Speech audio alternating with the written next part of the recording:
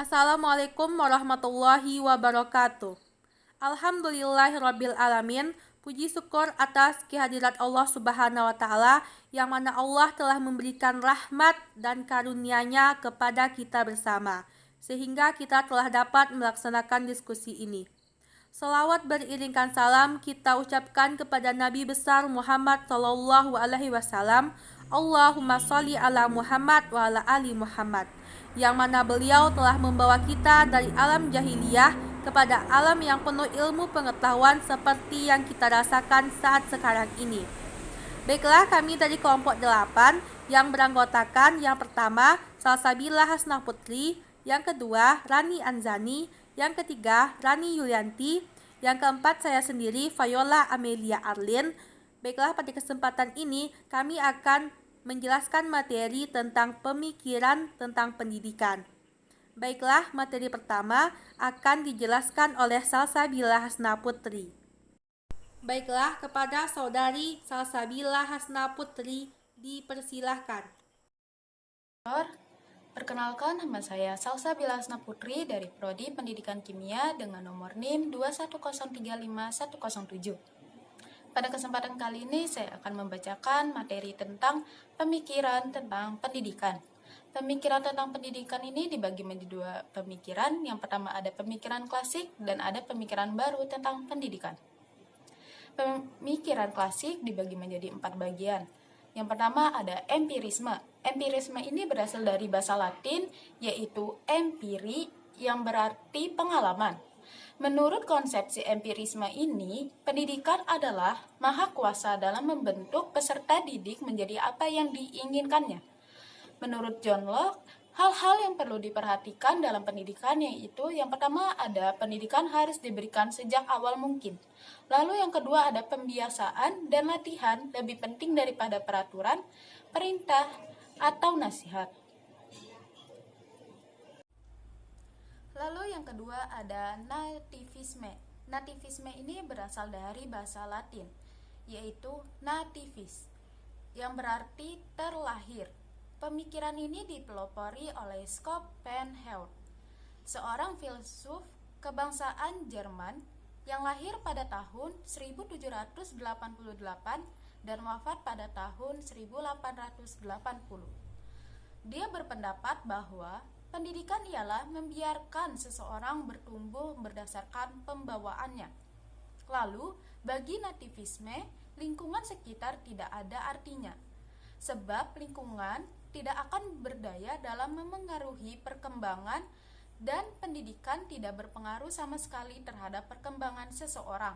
Contohnya ialah orang tua yang menginginkan anaknya menjadi pelukis, ia berusaha mempersiapkan alat-alat, guru, dan mendatangkan guru untuk belajar melukis. Tetapi gagal karena dalam diri anak tersebut tidak ada bakat untuk melukis. Oleh karena itu, pemikiran ini merupakan pemikiran pesimis dalam pendidikan, atau yang sering kita kenal dengan pesimisme. Baiklah, sekian dari saya. Saya kembalikan kepada moderator. Terima kasih kepada saudari Salsabila Hasnah Putri. Materi selanjutnya akan dijelaskan oleh saudari Rani Anzani. Dipersilahkan. Baiklah, saya akan meneruskan materi dari Hasnah, yaitu C. Naturalisme. Naturalisme berasal dari bahasa Latin dari kata nature, artinya alam, tabiat, dan pembawaan. Pemikiran ini dipelopori oleh J.J. Rousseau, filsuf kebangsaan Prancis. Pemikiran ini dinamakan juga negativisme, yaitu pemikiran yang meragukan pendidikan untuk perkembangan seseorang karena dia dilahirkan dengan pembawaan yang baik. Sebagai contoh, pada masa anak-anak pengembangan panca indera dilakukan melalui kegiatan anak itu sendiri. Untuk membimbing tingkah laku anak, buku tidak diperlukan. Yang penting adalah pengembangan alam atau lingkungan dan berbagai peristiwa yang dialaminya. Selanjutnya, yang D. Konvergensi. Konvergensi berasal dari bahasa Inggris, asal katanya convergency, artinya pertemuan pada suatu titik. Pemikiran ini dipelopori oleh William Stem, seorang ahli pendidikan bahasa Jerman pada 1871 sampai 1973. Perkembangan seseorang tergantung kepada pembawaan dan lingkungannya. Dengan kata lain, Pembawaan dan lingkungan memengaruhi perkembangan anak. Sebagai contoh, pada anak manusia ada pembawaan untuk berbicara melalui situasi lingkungan anak belajar berbicara dalam bahasa tertentu. Menurut teori konvergensi pendidikan pada dasarnya, A. Pendidikan mungkin dilaksanakan.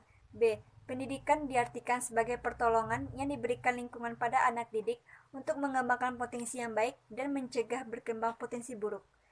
C. Yang membatasi hasil pendidikan adalah pembawaan dan lingkungan. Terima kasih kepada Saudari Rani Anzani. Baiklah, materi selanjutnya akan dijelaskan oleh saya sendiri, Viola Amelia Arlen.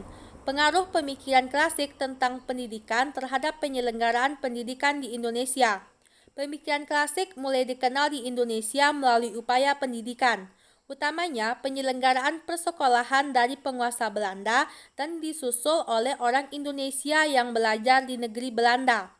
Khusus dalam latar persekolahan, kini terdapat sejumlah pendapat yang lebih menginginkan agar peserta didik lebih ditempatkan pada posisi seharusnya, yakni sebagai manusia yang dapat dididik tetapi juga dapat mendidik dirinya sendiri.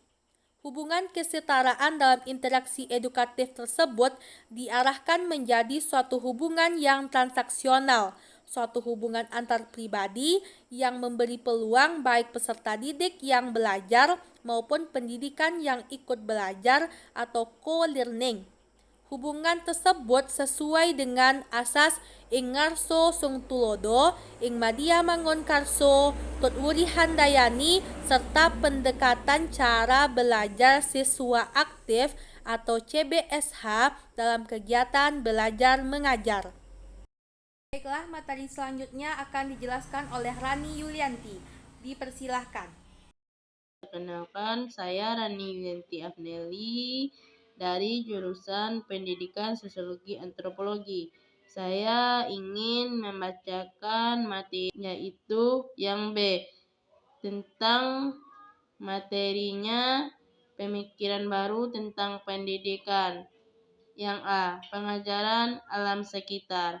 Konsep pengajaran alam sekitar dipetik dari Immanuel Kant, yaitu pengertian tanpa pengamatan adalah kosong dan pengamatan tanpa pengertian adalah buta.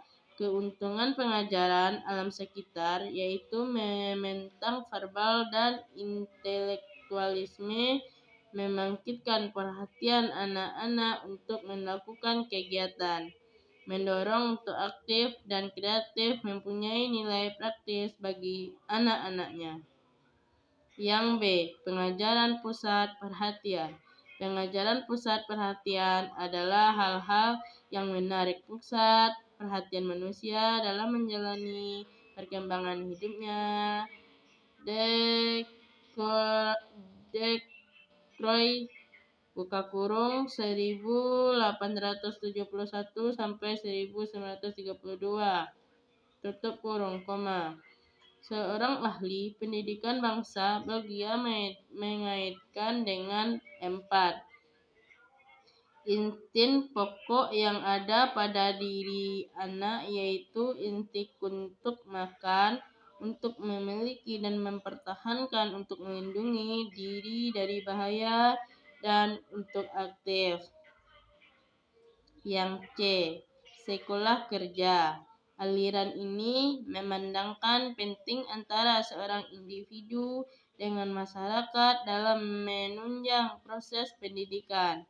Pendidikan harus seimbang untuk kepentingan individu dan kepentingan masyarakat dan dibina agar dirinya dapat berkembang secara penuh.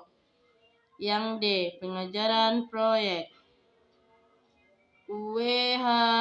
Kilpatrick buka kurung 1871 tutup kurung, mengatakan bahwa pengajaran itu harus aktif, ilmiah, dan masyarakat. Langkah-langkah pokok pengajaran proyek yaitu persiapan kegiatan belajar dan penilaian. E, homeschooling. Homeschooling adalah model Atlemet IV belajar selain di sekolah. Istilah lainnya yaitu tome, edukatin, atau home-based learning. Yang F. Sekolah alam. Sekolah alam adalah sebuah sekolah di Indonesia yang beberapa kota memiliki sekolah alam dengan nama sendiri. Salah satu yang terkenal adalah Sekolah Alam Indonesia dari Jakarta. Yang G. Pendidikan bersama boarding school. Boarding school adalah sistem sekolah bersama peserta didik dan para guru tinggal di asrama yang berada dalam lingkungan sekolah dalam waktu tertentu. Terima kasih kepada Saudari Rani Yulianti. Sekian presentasi dari kelompok kami tentang pemikiran tentang pendidikan. Jika ada pertanyaan, silahkan ditanyakan pada forum diskusi. Mohon maaf atas segala kekurangan. Terima kasih atas perhatian. Wassalamualaikum warahmatullahi wabarakatuh.